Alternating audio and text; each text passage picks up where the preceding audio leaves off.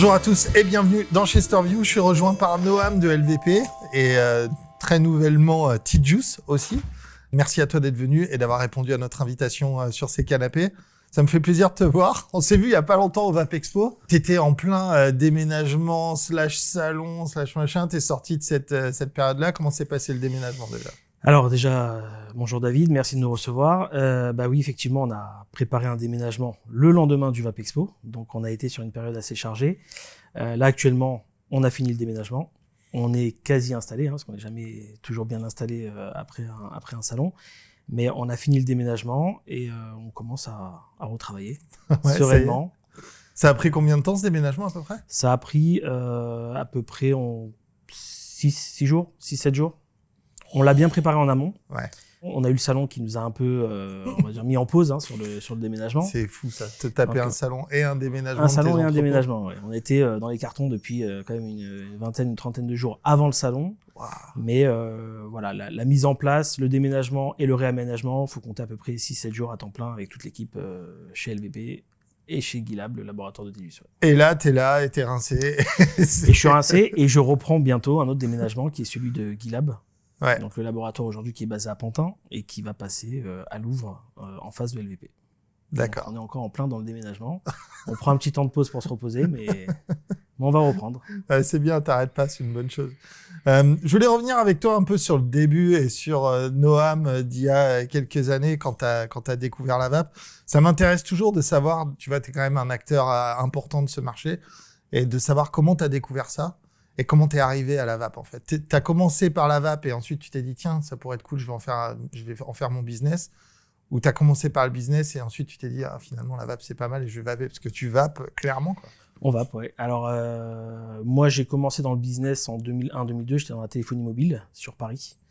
Donc c'est un peu le schéma de pas mal de personnes dans la vape. Ce qui est fou d'ailleurs. Pourquoi ? On va dire que c'est une activité qui ressemble un peu à la téléphonie, qui est assez fun, qui est assez colorée. Il y a beaucoup d'innovation et puis c'est de la technologie. Donc j'avais des boutiques sur Paris jusqu'en 2012 de téléphonie. Et puis un jour, un client rentre avec une cigarette électronique que je ne connaissais pas du tout. Et puis on était sur la période où il y a eu l'interdit de vapoter dans les lieux clos. D'accord. Et donc ma première approche avec ce client, c'est de lui dire on peut plus aujourd'hui fumer dans les endroits clos. Donc il me dit qu'il fumait pas, il vapotait. Et donc du coup, ça m'a intéressé puisque j'étais un ancien fumeur. Donc c'était un client qui venait d'Allemagne. C'était un résident allemand. Et puis je lui avais demandé la prochaine fois de m'en ramener une pour pouvoir la tester. Ce qu'il a fait, il a tenu parole, il me l'a ramené. Et j'ai trouvé, alors c'était archaïque comme produit, mais j'ai trouvé le produit assez intéressant. T'es toujours en contact avec ce gars ? Non, non, je suis pas en contact avec ce gars-là. J'imagine, il a changé ta vie, quoi. Exactement. Si un jour je le rencontre, lui expliquer que c'est sa venue qui a fait que j'ai changé d'activité. Donc du coup, cette boutique-là que j'avais, là où je l'ai rencontré, je l'ai transformée en activité de cigarette électronique, shop de vape, clairement. Quoi, en combien de temps tu t'es décidé ça m'a mis à peu près 6 mois. 6 mois. La téléphonie à l'époque, elle était en perte de vitesse. Donc du coup, il fallait se renouveler. Voilà, j'ai eu une réflexion par rapport à cette activité. Et j'ai arrêté complètement la téléphonie, puis j'ai fait ce magasin pilote pour la vape. Fun fact, je viens de la téléphonie mobile aussi. Ouais, je pense qu'on vient tous de ce monde-là. C'est fou, quoi. Franchement, quand j'ai vu ce schéma dans la vape, je me suis dit, pourquoi c'est comme ça, tu vois, ça pourrait être plein d'autres business, tu vois, mais la téléphonie mobile et la vape, c'est un truc... C'était une activité qui était répandue à l'époque, c'est une activité qui, du jour au lendemain, a pas mal chuté, donc tous ceux qui étaient dans cette activité ont dû se renouveler, et la vape est arrivée à cette période-là, donc du coup... Dans la vape, ouais. C'est étrange, quoi. Donc après, t'as monté ton magasin ? Voilà, donc après j'ai monté mon magasin, j'ai développé aussi d'autres magasins, on en avait 3 sur Paris. Et en fait, ce qui s'est passé, c'est que à cette période-là, donc c'était fin 2012, début 2013, on avait un mal fou à s'approvisionner. Il fallait acheter en Chine les produits directs, donc on connaissait pas forcément tout ce qui était tout ce qui était importation. Il n'y avait pas de grossiste encore. Il n'y avait pas de grossiste, et comme j'avais moi du mal personnellement à me fournir, et pour la petite anecdote, il y avait d'autres magasins qui avaient ouvert et qui venaient s'approvisionner. On s'approvisionnait entre magasins pour se dépanner. Du coup, l'idée est venue de pouvoir faire cette partie grossiste, puisqu'on avait du mal. Donc, c'était une partie grossiste, mais uniquement pour approvisionner nos propres magasins. Donc ça a été une partie qu'on a commencé à développer courant 2013, fin 2013, début 2014. Jusqu'à la période de 2016. 2016, on a pris la décision, on s'y est retrouvé dans la partie grossiste, dans la partie distribution. On savait mieux faire que dans la partie retail de shop. Ouais. Donc 2016, on a décidé de se séparer de tous les magasins. Et puis on s'est mis à fond, on a mis toute notre énergie sur la partie grossiste. Sur la partie à partir de 2016.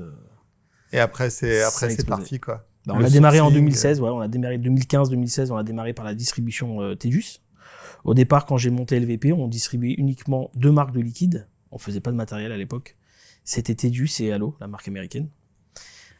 C'est bien, c'était des juices qui se vendaient pas beaucoup à l'époque. C'était des juices, ouais, on avait du mal à les vendre, mais on y arrivait. Mais on a consacré. C'est des best-sellers, hein, pour ceux qui suivent pas ou qui viennent d'arriver. Sub-Zero Tribeca et Tedus, il y avait le Red Aster et d'autres saveurs autour. Et jusqu'en 2017, on va dire milieu de l'année 2017, on a pris le pli avec mon associé Nathaniel de commencer la distribution de hardware, qu'on faisait déjà avant dans une autre société, mais on l'a remis un peu dans l'activité. Et du coup, après, LVP a pris son envol à partir de cette période-là. Ouais, parce que le hardware, c'est déjà c'est déjà autre chose, parce qu'à l'époque, spécialement où tu t'es lancé, il y avait la V2 qui sortait quand la V1 était pas encore shippée, en fait. Exactement. Donc il y avait un turnover de malade, il fallait rapide. suivre toutes les marques qui popaient dans tous les sens et tout. Là, maintenant, ça c'est un petit peu plus structuré, tu dirais, au niveau du hardware, c'est un petit peu plus facile à suivre. Bah, aujourd'hui, t'as des marques aujourd'hui qui ont quand même, ils ont une forte valeur ajoutée sur la vape, ils ont des produits qui sont sont bien préparés, qui sont bien finis. Il y a des styles de modèles pour tous les sortes de consommateurs. Donc aujourd'hui, on est beaucoup plus professionnel. Les produits tiennent plus la route. Faut dire qu'en 2013-2012, on passait plus de temps à expliquer à un client comment ça fonctionnait qu'à lui vendre des saveurs ou des produits. Mais aujourd'hui, il y a tout type de produits qui sont adaptés à tout type de consommateurs. Donc oui, on se professionnalise de plus en plus. Ouais. Et les résistances aussi qui se simplifient, moins de stock, plus de compatibilité entre les matos. Exactement, plus de compatibilité. Alors, c'est sûr que ça change des résistances mèches qu'on avait sur les premiers Ego qui cramaient au moins de démarrage, fallait les changer. Ouais. La partie hardware sur les premières années, c'était assez laborieux parce qu'il fallait constamment expliquer le fonctionnement des produits. Ça prenait beaucoup de temps, les gens ne connaissaient pas. Même nous, tous les professionnels qui ont démarré en 2013-2014 apprenaient sur le tas.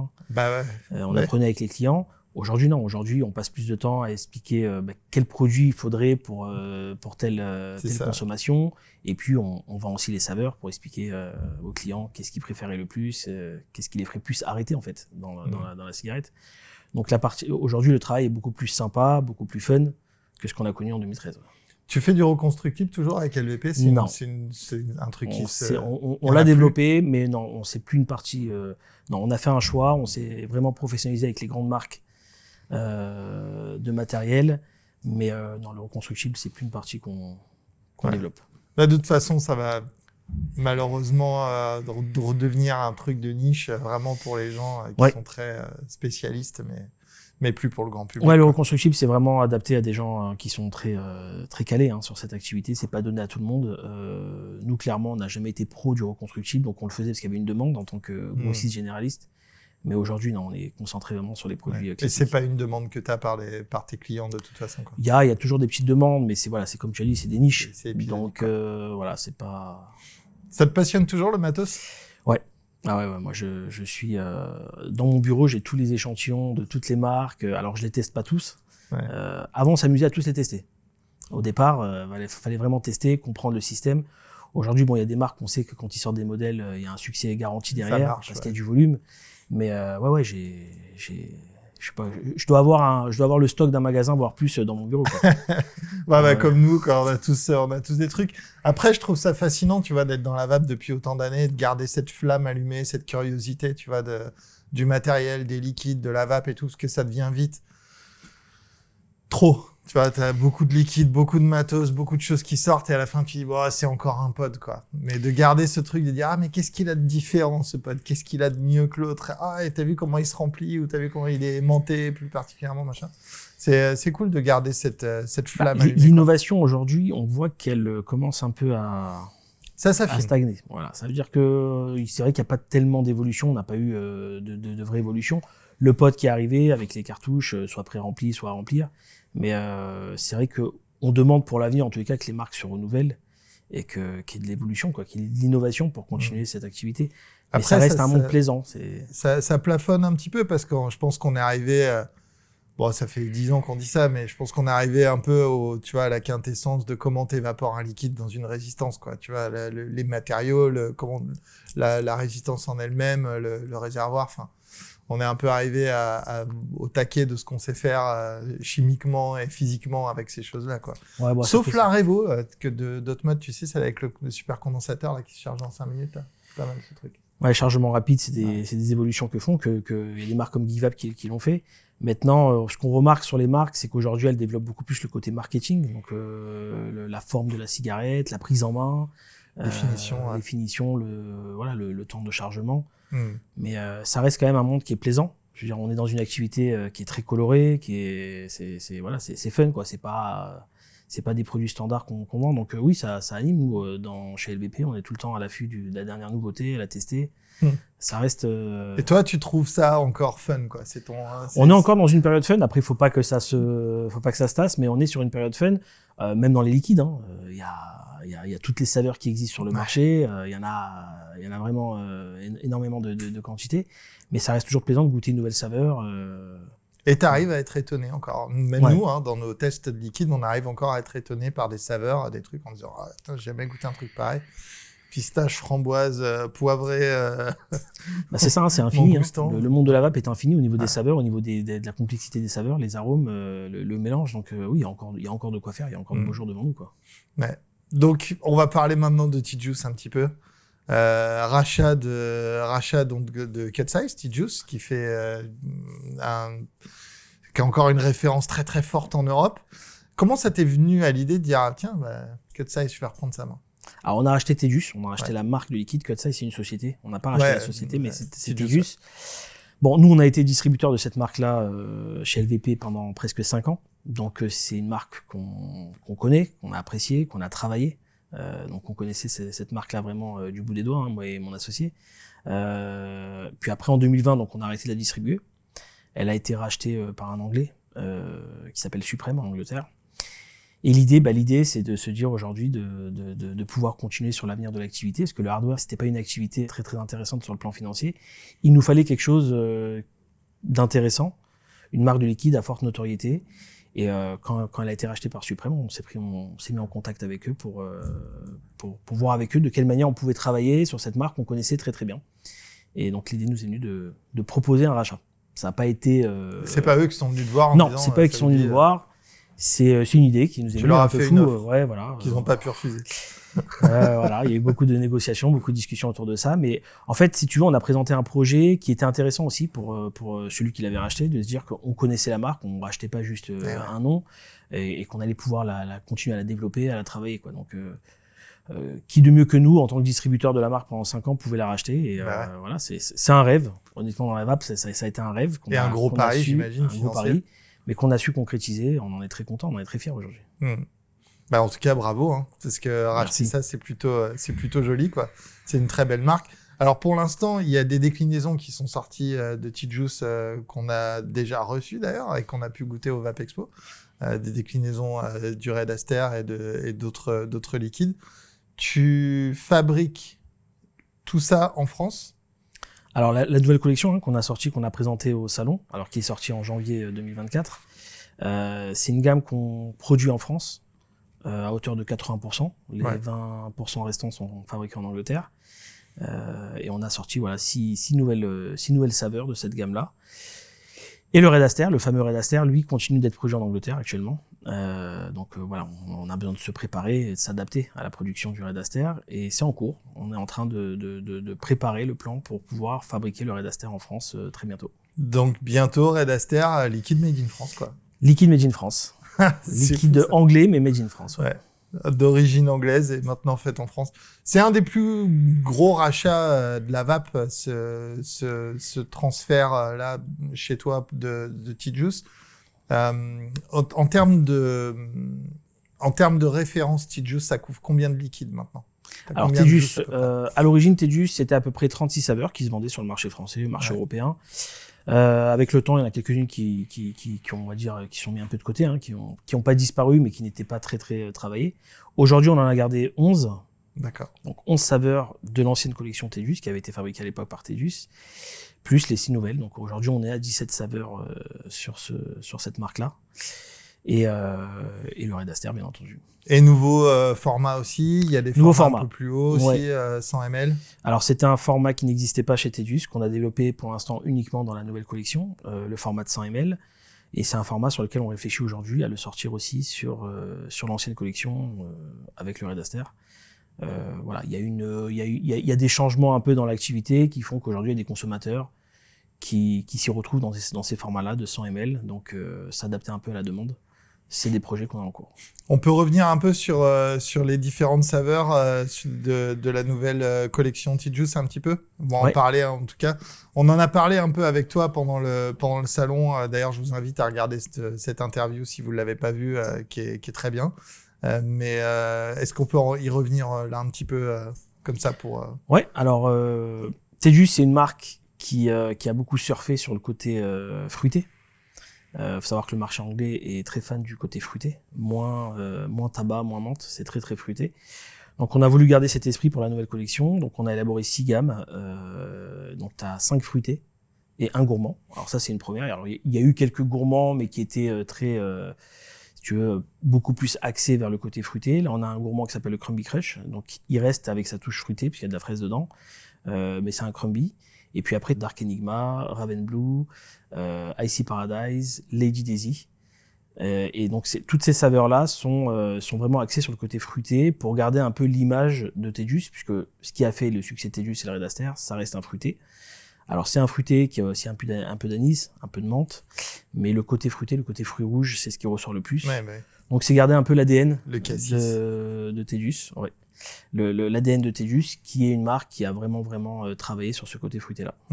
Et tu feras que Tedus ou t'auras Alcyonase et tous ces trucs-là? Alors avant le rachat, Alcyonase, ça a été d'ailleurs réintégré. Voilà, les saveurs de Alcyonase, donc il y a Gin Addiction, Northern Light, ces saveurs-là qui étaient les plus vendues sur cette marque-là, sont rentrées dans le catalogue Tedus. Mais ça a été fait avant le rachat. Donc aujourd'hui, on continue à vendre parmi les références de Alcyonase uniquement le Gin Addiction, qui avait un certain succès, qui était très très bien travaillé. Qui était moldé pendant très longtemps. Voilà, qui était très très bon. Et c'est la seule saveur qui avait été intégrée avant au catalogue Tedus qu'on conserve aujourd'hui. Ok, ouais bon. Tant que vous gardez le Gin Addiction, tout va bien. Voilà, c'est une bonne saveur, c'est une bonne vente et on travaille dessus. Pareil, sur ces formats-là, on prévoit de faire du 50 ml, du 100 ml, développer un peu les contenances qui sont tendances sur l'activité en ce moment. Ouais, et c'est toujours... c'est en 50-50, c'est ça? C'est en 50-50, exactement. Ouais. Le taux magique. Voilà, c'est le truc qui va pas bien. Pas plus, pas moins. Toi, tu vas quoi? Moi, je suis sur du Icy Paradise de la nouvelle collection. D'accord. Qui est assez fruité et assez frais. Moi, j'aime bien les liquides frais. Moi, pendant des années, j'ai vapoté le Red Aster quand j'étais distributeur. En fait, je vapotais entre le Red Aster, voilà, corporate. Bon, c'était, on va dire qu'en 2013-2014, quand j'ai commencé à connaître la marque, des liquides complexes, il n'y en avait pas beaucoup sur le marché. Donc c'est vrai que cette saveur-là, ça a beaucoup changé, ça a apporté, parce qu'on était quasiment sur du mono-arôme. Donc il y avait de la pomme, de la fraise, de la framboise. Avoir un mélange en bouche, ça a été très intéressant et ça m'a aidé, honnêtement, à arrêter de fumer. Mais à part le Red Aster, je vapotais aussi du Tribeca de chez Allo. Côté un peu gourmand, caramélisé, qui était pas mal.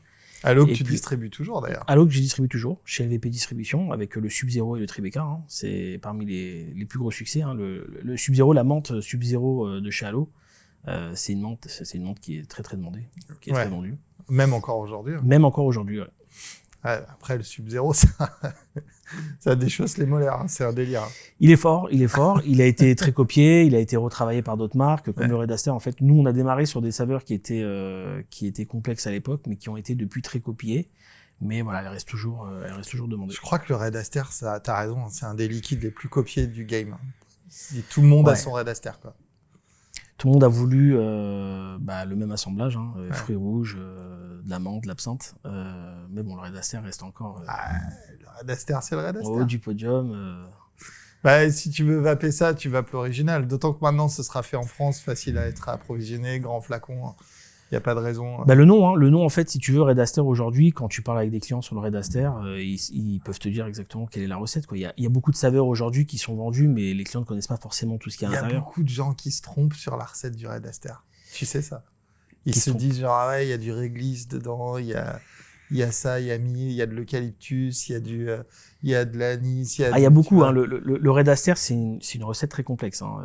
J'ai pu, après l'achat, voir la recette. Et elle est complexe. Il y a beaucoup de choses dedans. Il y a énormément de choses dedans qui donnent ce rendu, qui est très plaisant. Mais c'est vrai que ça reste un liquide assez complexe. Ouais. Ouais, c'est dur à faire, quoi. Il y a beaucoup de choses. C'est pour ça qu'on a des copies, mais qui n'ont jamais pris le devant sur l'original. Sur l'original, bien sûr. Ils ont pas tout. Ça, c'est toujours difficile de copier quelque chose. Après, je suis très fier dans un sens, tu vois, qu'une référence comme ça arrive en France. C'est un peu cocorico, tu vois, de dire ça y est, il y a eu un rachat et ce truc-là maintenant fait partie du paysage des liquides français. C'est une bonne chose, c'est bien. D'autant qu'il y a beaucoup de gens qui avaient parié que les rachats comme ça se feraient par l'industrie du tabac généralement. Le fait que ce soit un acteur de la vape qui rachète ces trucs-là et que ça reste dans le circuit vape classique, on va dire. C'est plutôt cool. Ouais, bah pour nous aussi, on va dire que c'était un rêve de gosse, quoi. Aujourd'hui, on a distribué cette marque-là pendant 4-5 ans. Se dire un jour qu'on pourrait être propriétaire de cette marque-là, il y a 3-4 ans, tu m'aurais dit ça, je t'aurais pas cru, quoi. Je t'aurais dit, mais non, c'est inabordable. Mais c'est vrai que oui, c'est une marque qui aurait pu partir, soit chez les grands distributeurs de tabac, ou soit chez des grosses marques aujourd'hui, chez des gros liquidiers français. Mais bon. Nous-mêmes, on n'en est pas encore conscient, mais voilà, il y a un coup de bol derrière. Et puis, il y a aussi un vrai travail. C'est-à-dire que, le Red Aster, de part du fait qu'on l'a distribué pendant 4-5 ans, on maîtrisait le sujet, on connaissait les clients, on connaissait les attentes. Et, donc, on a été le candidat. T'avais la base client aussi, déjà, pour pouvoir le distribuer tout de suite, quoi. C'est-à-dire, tu l'as, c'est bon, j'ai déjà les gens à qui le vendre. On connaissait l'historique de la marque, on connaissait tous les clients, on connaissait les attentes des clients. C'est pour ça d'ailleurs que tout de suite après le rachat, on a voulu travailler sur une nouvelle gamme. Parce que alors ça fait partie des problématiques du succès. C'est vrai que Tedus avait un seul liquide qui fonctionnait, c'était le Red Aster à 90%. Et aujourd'hui, l'idée d'une marque, c'est l'idée d'avoir beaucoup plus qu'un liquide, quoi. Ouais, au moins une petite gamme, voilà, une vingtaine de liquides, quelque chose à proposer. Autour du best-seller, quoi. Parce que ça, c'est toujours difficile. Il y a énormément de fabricants de liquides qui sont dans ce cas-là, de toute façon, qui ont un juice qui est vraiment leur best-seller, leur Jack Daniels, leur Coca-Cola, et puis après le reste qui est un peu plus... Voilà, mais ces liquidiers-là qui ont aussi, on va pas dire cette problématique, mais ce cas de figure, d'avoir un best-seller qui est dans le top des ventes, et puis après derrière, il y a d'autres qui accompagnent. Chez Tedus, ça manquait. C'est-à-dire qu'il y avait un best-seller, un gros best-seller, mais il n'y avait pas grand-chose qui accompagnait derrière. Donc, du coup, c'était l'idée de rajeunir et de pouvoir aussi proposer une gamme qui accompagne en fait les ventes du Red. Et aujourd'hui, on en est content parce que il y a un succès quand même sur la New Collection, très intéressant. Ce qui était compliqué, c'est de garder un peu cet esprit Tedus, on va dire assez classique, sur les étiquettes, sur le packaging. Voilà, c'est une gamme qu'on a élaborée à peu près en 6-7 mois. D'accord. Tout de suite après le rachat, et qu'on a présenté au salon et sur lequel on est très content. Il y a un eu un bon accueil de ça? Ce qui a été intéressant au niveau du timing, c'est qu'on l'a sorti en janvier. Donc en fait, les clients, tous les consommateurs et tous les gens qui sont venus au Vape Expo ont pu venir sur le stand en sachant déjà de quoi il s'agissait, puisqu'ils ont eu des échantillons, ils ont commencé pour certains à les vendre. Donc voilà, on a surfé sur les 2 mois de connaissance des produits pour que on puisse après leur présenter de manière physique tous ces liquides-là. Et ça a été un beau succès. On a fait un très très beau salon. Bah écoute, c'est très bien en tout cas. Les projets pour la suite pour LVP? Les projets pour LVP, alors il y en a beaucoup. On déjà continue à construire les gammes qui sont autour de Tedus, continue un peu cet esprit, cette touche anglaise sur la production. On a des projets autour du Red Aster aussi. Alors ça, c'est un gros projet. Des déclinaisons donc. Voilà, des déclinaisons sur lesquelles aujourd'hui on travaille. On peut pas en dire beaucoup encore parce que c'est encore, on va dire. C'est dans les bacs. Voilà, c'est dans les bacs, mais c'est un projet. Voilà, ce qu'on remarque aujourd'hui, c'est que beaucoup de consommateurs connaissent le Red Aster sans forcément connaître le nom de la marque. Ouais. C'est-à-dire que le Red Aster, son nom a eu un vrai impact sur Ouais, le... c'est plus connu que T-Juice, quoi. Voilà, les gens demandent qu'est-ce que vous avez d'autre dans la marque Red Aster. Donc, c'est-à-dire que le nom a pris le devant sur la marque. Ouais. Et c'est vrai qu'on aimerait surfer un peu sur ce succès pour avoir une gamme Red Aster autour du Red. Faisant à la fraise. À la fraise. Il y a beaucoup de projets, beaucoup de surprises sur lesquels on travaille aujourd'hui et qu'on présentera très bientôt, on l'espère. Yes. Tu peux nous dire quand à peu près? T'as une idée de date de Faut sortie? compter à peu près entre 6 et 8 mois. D'accord. Voilà, on veut pas se planter, il faut qu'on travaille vraiment de manière assez sérieuse. Ouais. C'est un projet qui est... T'as les déclarations TPD aussi en plus. Voilà. C'est un vrai dossier. C'est pas quelque chose qu'on peut sortir en 3-4 mois. C'est pas une nouvelle saveur qu'on veut faire. On veut garder cet esprit un peu Red Aster avec tous les composants importants qui ont fait le succès du Red Aster pour pouvoir les décliner sur d'autres saveurs. Yes. Donc c'est un vrai travail, un vrai challenge. J'ai vraiment hâte de voir ça en tout cas. Merci à toi d'être venu dans ces canapés, Noam, c'est très cool. Merci. Nous, on Merci se retrouve sur la chaîne pour d'autres vidéos, évidemment, très vite. Mettez un like avant de partir et un petit commentaire aussi si vous avez vapé du Red Aster, pourquoi pas, parlez-nous-en dans les commentaires, ça pourrait être cool. On se retrouve sur la chaîne très vite. Ciao, ciao.